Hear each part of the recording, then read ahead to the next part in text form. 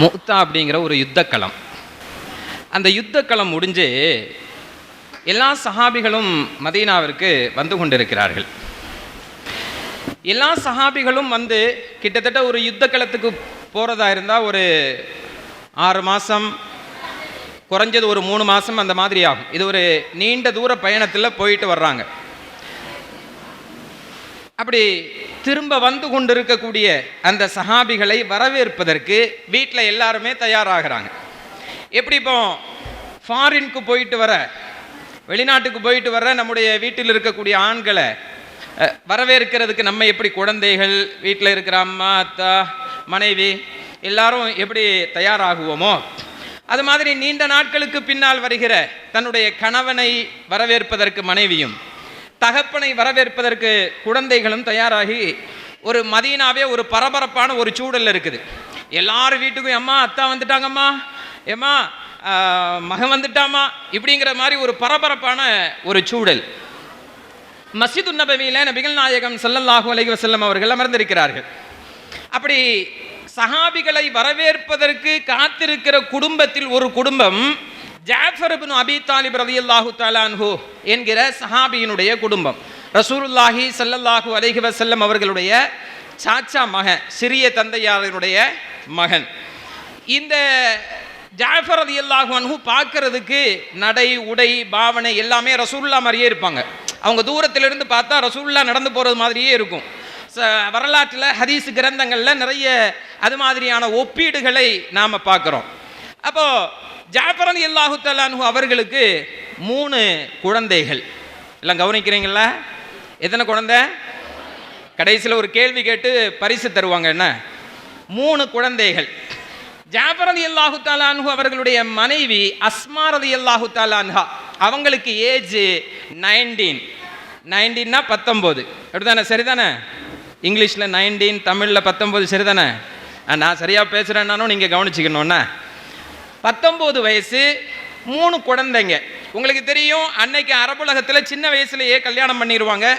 3 குழந்தைகளோடு 19 வயசு மனைவி தன்னுடைய கணவனை எதிர்பார்த்து காத்து கொண்டிருக்கிறார்கள். 3 குழந்தைகளையும் நல்லா ட்ரெஸ் பண்ணி, குளிக்க ஊற்றி, தலையில் எண்ணெயெல்லாம் தேய்ச்சி, அத்தரெல்லாம் பூசி, இருக்கிற ட்ரெஸ்ஸிலேயே நல்ல ட்ரெஸ்ஸை எடுத்து போட்டு, அப்படி தானே திருவனந்தபுரத்துக்கு நம்ம அப்படி தானே போவோம். ஏர்போர்ட்டில் போய் கணவனை வரவேற்கிறதுக்கு நல்ல ட்ரெஸ்ஸாக போட்டு அழகாக ஜோடித்து வரவேற்கிறதுக்கு தயாராக இருப்போம்ல.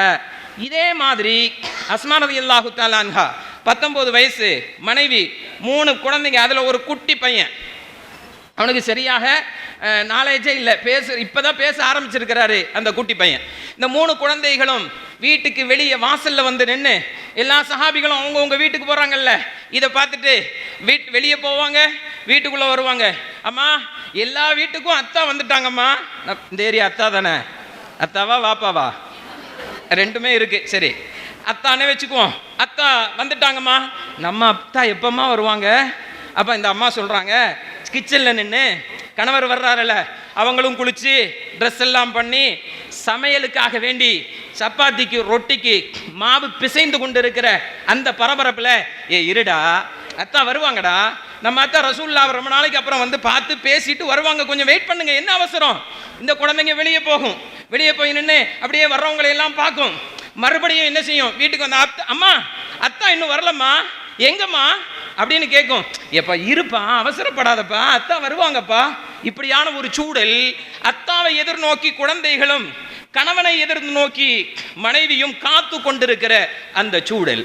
இப்போ மஸ்ஜிது நபவியில் ரசூலுல்லாஹ் உட்காந்து பேசிகிட்டு இருக்கிறாங்க. ரசூலுல்லாஹ் கேட்டாங்க, இந்த களத்தில் ஷஹீதானவர்களுடைய அந்த லிஸ்ட் இருக்குல்ல, போர்க்களத்துக்கு போனால் உயிர் தியாகம் செய்தவர்களுடைய பட்டியல், அந்த பட்டியலில் இருக்கக்கூடிய ஒவ்வொரு வீடுகளுக்கும் போய், அது வீட்டுக்கு தெரியாது, வீட்டுக்காரங்களுக்கு தெரியாது. இப்போ தான் வந்திருக்கிறாங்க, ஒவ்வொருத்தராக வீட்டுக்கு போகிறாங்க, இனிமே தான் அந்த தகவலை அவங்க கிட்ட சொல்லணும். இப்படி எல்லாருடைய வீடுகளுக்கும் தகவல் சொல்லியாகிவிட்டதா அப்படின்னு கேட்குறாங்க. சஹாபிகள் சொன்னாங்க, யா ரசூலல்லாஹ், உங்களுடைய அருமை தம்பி ஜாஃபர் ரலியல்லாஹு தஆலா அன்ஹு அவர்கள் ஷஹீதான விஷயத்தை இதுவரையிலும் அவர்களுடைய வீட்டில் சொல்லவில்லை. அப்போ சஹாபிகள்கிட்ட ரசூலுல்லாஹ் சொன்னாங்க, அது என் தம்பி ஜாஃபரு, என் தம்பி, என் தம்பியினுடைய மனைவி சின்ன வயசு, சின்ன பிள்ளை. நான் போய் அவகிட்ட என் தம்பி இந்த களத்தில் மௌத்தா போயிட்டாருன்னு சொல்லுகிற அளவிற்கு தைரியம் எனக்கு இல்லை, அதை தாங்கி கொள்ளக்கூடிய பக்குவமும் அவளுக்கு இல்லை. உங்களில் யாராவது என்னுடைய தம்பியினுடைய வீட்டில் போய் என் தம்பி ஷஹீதான விஷயத்தை, மரணித்து போன விஷயத்தை சொல்லி வருவீர்களா என்று கேட்கிறார்கள். யா ரசூலல்லாஹ், 19 வயது பெண்ணிடத்திலே 3 குழந்தைகளோடு இருக்கிற பெண்ணிடத்திலே உன்னுடைய கணவர் இந்த களத்திலே ஷஹீதாகிவிட்டார் என்கிற செய்தியை சொல்லுகிற தைரியம் எங்களுக்கு எப்படியே இருக்கும், எங்களுக்கு எப்படி வரும்? நாம் பார்த்துருக்கிறோம் எத்தனையோ மரணம். துபாயில், சவுதியில், கத்தாரில், பஹ்ரைனில் நிறைய மரண செய்தியை கேள்விப்பட்டிருக்கிறோம். அடுத்த நாள் ஊருக்கு வர்றதுக்கு டிக்கெட் எல்லாம் போட்டுட்டு என்ன வேணும்னு குழந்தைகள்கிட்ட மனைவிட்ட எல்லாம் கேட்டுட்டு பார்சல் பண்ணி அடுத்த நாள் வருகைக்காக வேண்டி காத்திருக்கிற பொழுது ரோட்டை கடக்கிற நேரத்தில் ஆக்சிடென்ட், படித்திருக்கிற நேரத்தில் ஹார்ட் அட்டாக். அப்படி நான் பணி செய்து கொண்டிருக்கிற குமரி மாவட்டத்தில் ஒரு சின்ன பெண்ணினுடைய கணவன் அங்கே மௌத்தா போனார். அடுத்த நாள் ஏர்போர்ட்ல போய் கூப்பிடுறதுக்கு இந்த பிள்ளை நைட்ல தூங்காம, அடுத்த நாள் கணவன் வர்றாருல்ல, தூங்காம கணவனுக்காக வேண்டி எல்லாத்தையும் அந்த ரூமை எல்லாம் கிளீன் பண்ணி ட்ரெஸ் எல்லாம் ஒதுக்கி வச்சு, ஏன்னா கணவர் வருகிற நேரத்தில் ஒரு பெஸ்ட் இம்ப்ரெஸ் பண்ணணுமே, அதுக்காக வேண்டி எல்லாம் செய்து கொண்டிருக்கிறது. அடுத்த நாள் டாக்ஸியில திருவனந்தபுரத்துக்கு மாமியாரோடு போக வேண்டும். காத்து இந்த பொண்ணு காத்திருந்து காலையில் எந்திரிச்சு குளிச்சு மாமியார்கிட்ட கேட்குது, மாமி எத்தனை மணிக்கு போனோம், டாக்ஸி டிரைவர்கிட்ட சொல்லிட்டீங்களா, ஃபோன் பண்ணி கூப்பிடுங்க என்றெல்லாம் சொல்லுகிற பொழுது அந்த மாமி அமைதியாகவே இருக்கிறார், அமைதியாகவே இருக்கிறார். போக வேண்டாமா மாமி, நேரம் ஆயிடுச்சுல, வந்து வெயிட் பண்ணுவாங்க, அப்புறம் கோபம் வந்துடும் உங்களுக்கு, இப்படி எல்லாம் அந்த சகோதரி சொல்கிறார். ஒரு கட்டத்தில் மாமியாரால் தாங்க முடியவில்லை, குலுங்கி அழ ஆரம்பித்து விட்டார். பதட்டமாகிவிட்டார் அந்த சகோதரி, பதட்டமாகிவிட்டார். உறவுகள் எல்லாம் வந்து சொன்னார்கள், பயப்படாதம்மா, கவலைப்படாதம்மா, ஒன்றும் இல்லை, உன் வீட்டுக்காரருக்கு உடம்பு சரியில்லை. நாம் அப்படித்தானே சொல்லுவோம். மரண செய்தியை நேரடியாக சொல்லுகிற தைரியம் நமக்கும் இருக்காது, ஏற்றுக்கொள்ளக்கூடிய தைரியம் அந்த பெண்மணிகளுக்கும் இருக்காது. உன்னுடைய கணவனுக்கு உடம்பு சரியில்லை என்கிற செய்தியை கேட்டு கொஞ்சம் கொஞ்சமாக பக்குவப்படுத்தி கடைசியில் மரணித்து விட்டார் என்கிற செய்தியை கேட்டு மயங்கி விழுந்த அந்த பெண் இதுவரையிலும் எழுந்திருக்கவில்லை. ஒரு பேரதிர்ச்சி. அல்லாஹ் அப்படிப்பட்ட சூழ்நிலையிலிருந்து நம்முடைய சகோதரிகளை, நம்முடைய வீட்டு பெண்களை, நம்முடைய தாய்மார்களை, நம்முடைய சகோதரிகளின் கணவன்மார்களை அல்லாஹ் பாதுகாப்பானாக. ஆவலோடு எதிர்பார்த்து கொண்டிருக்கிற அந்த குடும்பத்திற்கு மரணம் என்கிற செய்தியை சொல்வதை சமகாலத்தில் கூட தாங்கிக் கொள்ள முடியவில்லை என்று சொன்னால் அந்த குடும்பம் ஆவலோடு எதிர்பார்த்து காத்து கொண்டிருக்கிறது. யா ரசூலல்லாஹ், அல்லாஹ்வினுடைய நபியே, 19 வயது பெண்ணிடத்திலே 3 குழந்தைகளோடு இருக்கிற அந்த தாயிடத்திலே கணவன் வரமாட்டார் என்கிற செய்தியை சொல்லுகிற தைரியம் எங்களுக்கு இல்லை நபியே, எங்களில் யாராலும் சொல்ல முடியாது நபியே. ஒரு கட்டத்தில் சஹாபிகளிடத்திலே திரும்ப திரும்ப திரும்ப ரசூலுல்லாஹ் அப்படி சொன்னதே கிடையாது. எந்த விஷயத்தையும் ரசூலுல்லாஹ் சொன்னா செய்யறதுக்கு காத்து கொண்டிருக்கக்கூடிய அந்த சஹாபிகள் அன்னைக்கு போகிற தைரியம் யாருக்கும் இல்லை. கடைசியில் சரிப்பா, நீங்க யாரும் போகல, நான் தான் போகணும்னு சொல்லி நபிகள் நாயகம் ஸல்லல்லாஹு அலைஹி வஸல்லம் அவர்கள் தங்களுடைய தம்பியின் வீட்டை நோக்கி, அந்த குடிசை வீட்டை நோக்கி வருகிறார்கள். வெளியில புதுசாக ட்ரெஸ் பண்ணி தலையெல்லாம் வகுடெடுத்து சீவி அத்தரெல்லாம் பூசி அப்படியே அத்தாவினுடைய வருகைக்காக வேண்டி காத்து கொண்டிருக்கிற 3 குழந்தைகள் எட்டி பார்த்து உள்ளே போகிறார்கள். உள்ளே போய் அம்மாட்ட பேசிட்டு வெளியே வந்து எட்டி பார்க்குறாங்க. தூரத்தில் அவர்கள் பார்க்கிறார்கள் வருவது நபிகள் நாயகம் ஸல்லல்லாஹு அலைஹி வஸல்லம். நான் ஏற்கனவே சொல்லி இருக்கிறேன், ரசூலுல்லாஹ் மாதிரியே தான் இருப்பாங்க. ரசூலுல்லாஹ்வினுடைய தம்பி ஜாஃபர் ரலியல்லாஹு தஆலா அன்ஹு அதே மாதிரி முடி, அதே மாதிரி முகம், அதே மாதிரி நடை, அதே மாதிரி பாவனை. நபிகள் நாயகம் ஸல்லல்லாஹு அலைஹி வஸல்லம் அவர்கள் தங்களுடைய வீட்டை நோக்கி வருகிறார்கள். இந்த பிள்ளைங்க 3 பேரும் வெளியே நின்று பார்த்துட்டு தூரத்தில் ரசூலுல்லாஹ் வந்தாங்கல்ல. சில வீட்டில் அண்ணன் தம்பி ஒரே மாதிரி இருப்பாங்க, சச்சாவா பெரியத்தாவா அத்தாவான்னு பிள்ளைங்களுக்கு சின்ன வயசுல தெரியாதுல்ல. இந்த 3 பிள்ளைகளும் ஓடி வந்து, அம்மா நம்ம அத்தா வந்துட்டாங்கம்மா, வீட்டுக்கு வர்றாங்கம்மா என்று கை கொட்டி சிரித்து அம்மாவை கட்டிப்பிடித்து முத்தமிடுகிறது. அந்த அம்மாவும் வேகமா, வீட்டுக்காரர் வர்றாருல்ல, வேகமாக வீட்டிலிருந்து அந்த குடைக்கிற மாவை கிச்சன்லயே வச்சுட்டு வேகமாக வெளியே வந்து பார்க்கிறார்கள். என்னதான் ஒரே மாதிரி ட்வின்ஸா இருந்தாலும் கூட தன்னுடைய கணவனின் வித்தியாசம் அந்த மனைவிக்கு மட்டும்தானே தெரியும். அந்த மனைவி அஸ்மா ரலியல்லாஹு தஆலா அன்ஹா அவங்க வெளியே வந்து பார்த்துட்டு அவங்களுக்கு தெரிஞ்சு போச்சு இது தன்னுடைய கணவர் இல்லை, நபிகள் நாயகம் ஸல்லல்லாஹு அலைஹி வஸல்லம். அப்போ ரசூலுல்லாஹி ஸல்லல்லாஹு அலைஹி வஸல்லம் அவர்கள் வருவதை புரிந்து கொண்டு, எப்பா அது அத்தா இல்லை பெரியத்தா வர்றாங்க, நம்ம அத்தா இன்ஷா அல்லாஹ் வருவாங்க அப்படின்னு சொல்லி அந்த குழந்தைகளிடத்தில் சொல்கிறார்கள். அந்த குழந்தைகள் அத்தா அத்தான்னு எதிர்பார்த்துட்டு இருக்கிற இடத்துல பெரியத்தா வரும்போது அந்த குழந்தைகள் ரசூலுல்லாஹ்ன கொஞ்சம் மரியாதையோட ஒதுங்கி நிற்கிறார்கள். நபிகள் நாயகம் ஸல்லல்லாஹு அலைஹி வஸல்லம் அவர்கள் அந்த வீட்டிற்கு வருகிறார்கள். அஸ்ஸலாமு அலைக்க அஸ்ஸலாமு அலைக்க அப்படின்னு சலாம் சொல்கிறாங்க. அஸ்மா ரலியல்லாஹு தஆலா அன்ஹா அவர்கள் மர்ஹபம் பிக யா ரசூலல்லாஹ், நபியே உங்களுடைய வரவு நல்வரவாகட்டும் என்று வரவேற்கிறார்கள். நம்ம வாங்கன்னு சொல்லுவோம்ல, கூப்பிடுறாங்க, ஒரு சேரை போட்டு உட்கார வைக்கிறாங்க. நபிகள் நாயகம் ஸல்லல்லாஹு அலைஹி வஸல்லம் அவர்கள் அமைதியாக சேரில் உட்கார்ந்துருக்கிறாங்க. இந்த அம்மா, அது மச்சா முறையாச்சே ரசூலுல்லாஹ், இந்த அம்மா ஒதுங்கி போய் கிச்சனில் நம்மெல்லாம் சில கெஸ்ட்டு வந்தால் ஒதுங்கி நின்று ஸ்க்ரீனை பிடிச்சிட்டு மறைஞ்சு நிற்போம்ல, அப்படி மறைந்து நிற்கிறார்கள். சரி, ரசூலுல்லாஹ்ட்ட என்ன பேசுறது அப்படின்னு அவங்களுக்கு தெரியலை. அதனால் கிச்சனில் போய் வேலையை ஆரம்பிக்கிறாங்க. ரசூலுல்லாஹ் அந்த சேரில் உட்காந்துருக்கிறாங்க. 3 பிள்ளைங்க வரிசையாக இருக்குது, குட்டி குட்டி பிள்ளைங்க. அந்த பிள்ளைகளை அழைக்கிறார்கள்.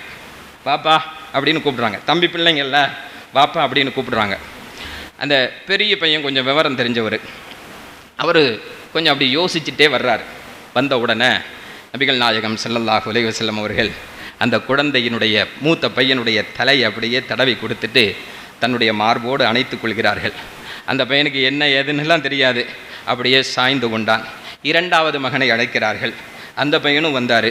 3வது பிள்ளை ரொம்ப சின்ன குழந்தை. அந்த குழந்தையும் அழைத்து 3 பிள்ளைகளையும் தன்னுடைய மார்போடு கெட்டி அணைத்து கொண்டு நபிகள் நாயகம் ஸல்லல்லாஹு அலைஹி வஸல்லம் அவர்களுக்கு பேச்சு வரல.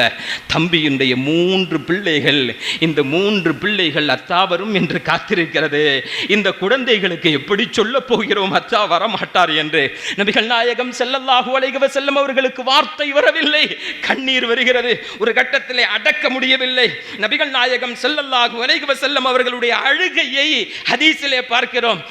அடுப்பில் வைத்திருக்கிற எண்ணெய் சட்டியில் தண்ணீர் தொளித்தால் எப்படி சப்தம் வருமோ அப்படித்தான் அவர்களுடைய தொழுகையின் அழுகையும் இருக்கும் என்று வரலாற்றிலே பார்க்கிறோம். திடீரென அடுப்படியிலே நின்று கொண்டிருந்த, மாவு குடைத்துக் கொண்டிருந்த அந்த அஸ்மா ரலியல்லாஹு தஆலா அன்ஹா, என்னடா ரசூலுல்லாஹ் வந்தாங்க, உட்கார்ந்தாங்க, பிள்ளைங்களை கூப்பிட்டாங்க, ஒண்ணுமே பேசல, என்ன திடீர்னு சவுண்டு கேட்குது என்று எட்டி பார்க்கிற பொழுது 3 குழந்தைகளையும் கட்டி அணைத்துக் கொண்டு நபிகள் நாயகம் ஸல்லல்லாஹு அலைஹி வஸல்லம் அவர்கள் தேம்பி தேம்பி அழுகிற அந்த காட்சியை பார்த்த பொழுது, மல்லதி அபகாக யா ரசூலல்லாஹ், நபியே நீங்கள் எதற்காக வேண்டி அழுகிறீர்கள்? நபியே, ஏ ரசூலுல்லாஹ் நீங்க அழுகிறீங்க, என்ன ஆச்சு, என்ன பிரச்சனை? ரசூலுல்லாஹ் ஒண்ணுமே சொல்லல. அந்த அம்மாட்ட போய் எப்படி சொல்றது? இதனால் தான் சஹாபிகள் வராமல் நாங்க போக முடியாது நபியே, நாங்க போய் சொல்ல முடியாது நபியே. அந்த பெண்மணியின் முகத்தை பார்ப்பதற்கும் அந்த குழந்தைகளின் முகத்தை பார்ப்பதற்கும் எங்களுக்கு தைரியம் இல்லை நபியே என்று சஹாபிகள் ஒதுங்கி கொண்டார்கள். ரசூலுல்லாஹி ஸல்லல்லாஹு அலைஹி வஸல்லம் அவர்கள் இந்த அம்மா இப்படி கேட்ட உடனே அழுகை அதிகமாகி விட்டது. தேம்பி தேம்பி அழ ஆரம்பித்து விட்டார்கள். அந்த அம்மாவுக்கு கொஞ்சம் டவுட் வந்துருச்சு. அஸ்மா ரலியல்லாஹு தஆலா அவர்களுக்கு கொஞ்சம் டவுட் வந்துருச்சு. ஆனாலும் அந்த அம்மாவுக்கு மனசில் அப்படி கேட்க முடியாதுல்ல. ஒரு ஆக்சிடென்ட், அல்லாஹ் பாதுகாக்கணும், நம்ம வீட்டில இருந்து குடும்பத்தோட போனாங்க, ஒரு ஆக்சிடென்ட் ஆயிருச்சுங்கிற செய்தியை நம்ம கேட்ட உடனே நம்ம மனசுல என்ன வரும் தெரியுமா? யா அல்லாஹ் என் பிள்ளைக்கு ஒன்று ஆயிருக்க கூடாது, யா அல்லாஹ் என் மகனுக்கு ஒன்று ஆயிருக்க கூடாது, யா அல்லாஹ் என் அண்ணன் தம்பிக்கு ஒன்று ஆயிருக்க கூடாது, யா அல்லாஹ் என் கணவனுக்கு எதுவும் ஆயிருக்க கூடாது. நம்ம மனசெல்லாம் அப்படித்தானே சொல்லுவோம். என் கணவர் என்ன ஆனார் அப்படி கேட்க மாட்டோம்ல, யா அல்லாஹ் ஒன்றும் ஆயிருக்க கூடாது. அதே மாதிரி அந்த அம்மாவும் கேட்குது, யா ரசூலல்லாஹ், யா ரசூலல்லாஹ் உங்களுடைய தம்பி நல்லா தானே இருக்காரு. அந்த அம்மாவினுடைய கேள்வியை பாருங்க. என் கணவருக்கு என்ன ஆச்சுன்னு கேட்கல, போர்க்களத்திற்கு போய் திரும்பி வருகிற சஹாபிகளில் என்னுடைய வீட்டிற்கு இன்னும் என்னுடைய கணவர் வரவில்லையே அப்படின்னு கேட்கல. இந்த அம்மா கேட்குது சூசகமாக, யா ரசூலல்லாஹ், உங்க தம்பி ஜாபர் நல்லா தானே இருக்கிறாங்க.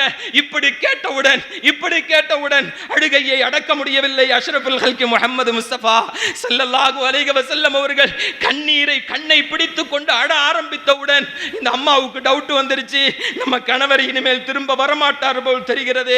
நபிகள் நாயகம் ஸல்லல்லாஹு அலைஹி வஸல்லம் அவர்கள் சொன்னார்கள், அஸ்மா, என்னுடைய தம்பி, உன்னுடைய கணவர், இந்த குழந்தைகளின் தந்தை இந்த களத்திலே ஷஹீதாக்கப்பட்டு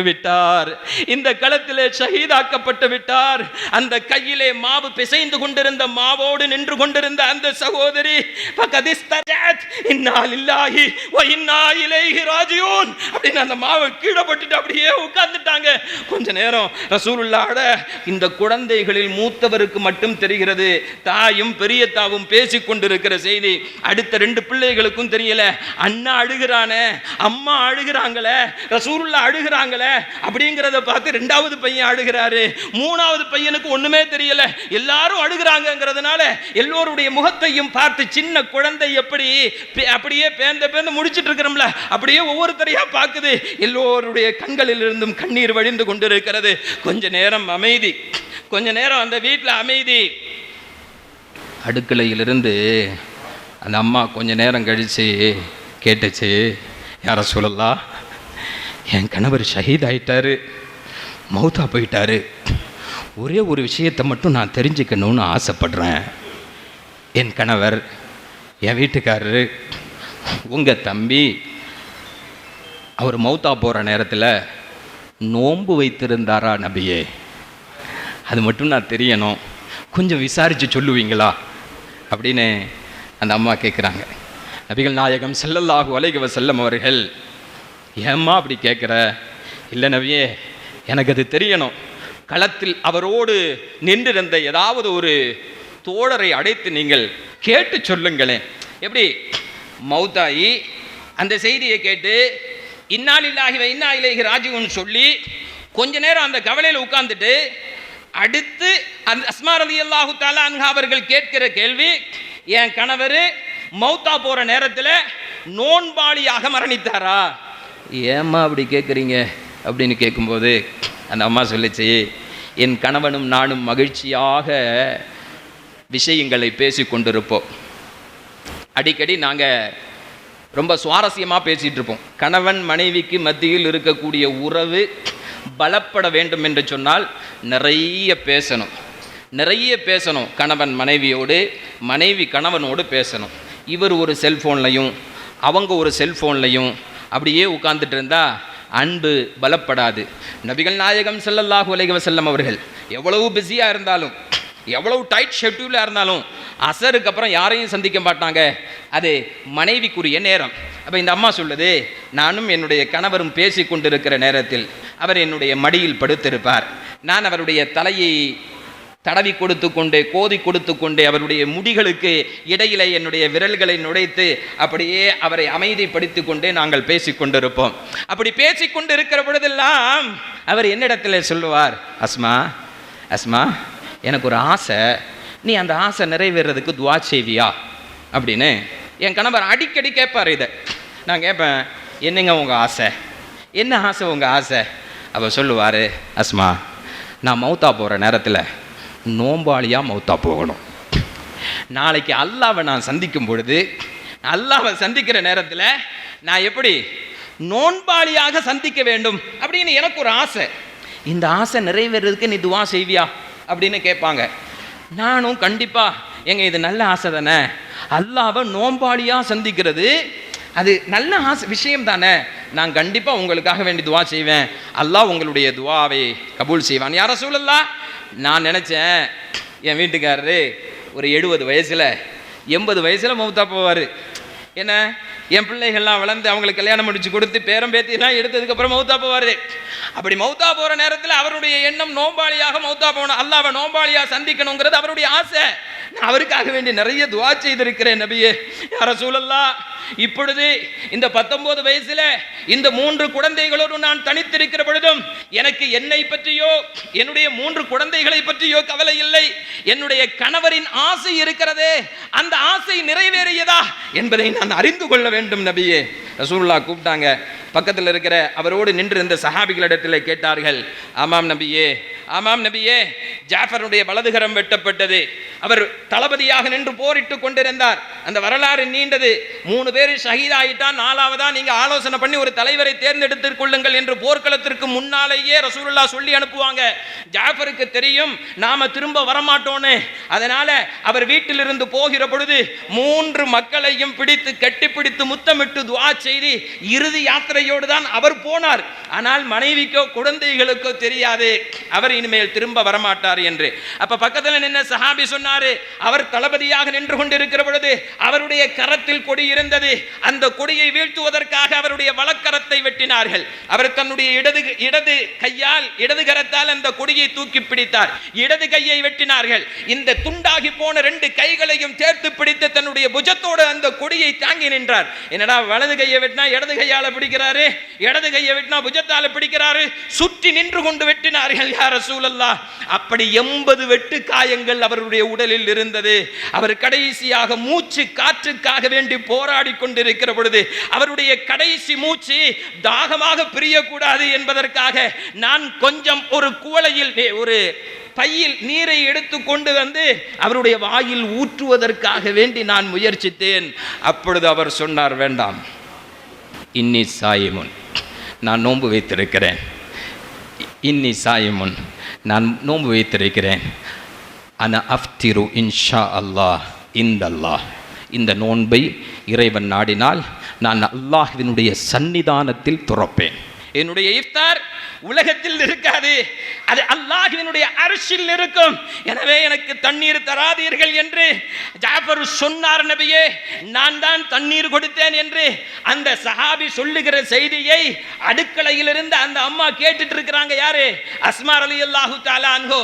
கொஞ்ச நேரத்துக்கு முன்னால கணவர் மரணித்து விட்டார் என்கிற செய்தியை கேட்டு இன்னா லில்லாஹி வ இன்னா இலைஹி ராஜிஊன் அப்படின்னு சொல்லி வீழ்ந்து கிடந்த அந்த தாயார் உற்சாகமாக எழுந்திருத்து அல்ஹம்துலில்லாஹ் அல்ஹம்துலில்லாஹ் அல்ஹம்துலில்லாஹ், யா அல்லாஹ் யா அல்லாஹ், என் கணவர் அவர் மௌத்தா போற நேரத்தில் அவர் ஆசைப்பட்டது மாதிரி அவர் விருப்பப்பட்டது மாதிரி நோம்பாளியாக மௌத்தா போனாரே, அந்த பாக்கியத்தை என் கணவருக்கு நீ கொடுத்தியே, அல்ஹம்துலில்லாஹ் என்று மகிழ்ச்சியிலே துள்ளினார்கள் என்று வரலாற்றிலே பார்க்கிறோம். நான் இந்த செய்தியை எதற்கு சொல்கிறேன் என்று சொன்னால், இங்கே ஹைரியாக்கள் இருக்கிறார்கள், ஆலிமாக்கள் இருக்கிறீர்கள், முபல்லிகாக்கள் இருக்கிறீர்கள். நீங்கள் படித்து வருகிற இந்த செய்திகள் எல்லாம் சமகாலத்திற்கு தேவைப்படுகிறது. இந்தியா ஆபத்தான ஒரு சூழலை நோக்கி நகர்ந்து கொண்டிருக்கிறது. இங்கே ஹிஜாபுக்கு பிரச்சனை, அடுத்து தொப்பிக்கு பிரச்சனை, அடுத்து தாடிக்கு பிரச்சனை, அடுத்து தொழுகைக்கு பிரச்சனை, அடுத்து நோன்புக்கு பிரச்சனை, அடுத்து ஹஜ்ஜுக்கு பிரச்சனை, அடுத்து முஸ்லிமாக அடையாளத்தோடு இந்த மண்ணில் வாழ்வதற்கு பிரச்சனை.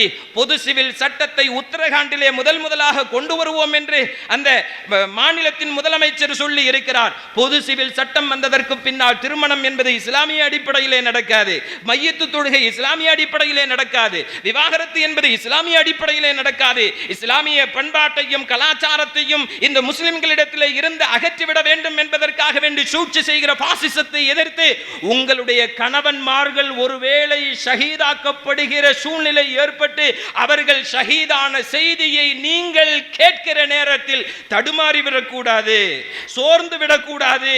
ஈமானிய தடுமாற்றம் என்பது உங்களுடைய உள்ளத்தில் கொஞ்சமும் ஏற்பட்டு விடக்கூடாது. அவருடைய விருப்பம் ஷஹீதாவது, அவருடைய விருப்பம் ஷஹீதாவது. இன்னா லில்லாஹ் சொல்லிவிட்டு நீங்கள் சொல்ல வேண்டும், என் வீட்டுக்காரரு, என் கணவர் அல்லது என் அண்ணன் தம்பி அல்லது என் பிள்ளை அவன் விருப்பப்பட்டது மாதிரியே அல்ஹம்துலில்லாஹ் ஷஹீதாயிட்டான் என்று சொல்லக்கூடிய மனோபக்குவத்திற்கு நீங்கள் வர வேண்டும். அப்படிப்பட்ட சூழ்நிலையில் இருந்து இந்த தேசத்தை பாதுகாக்கிற களப்பணியிலே நீங்களும் இருக்க வேண்டும்.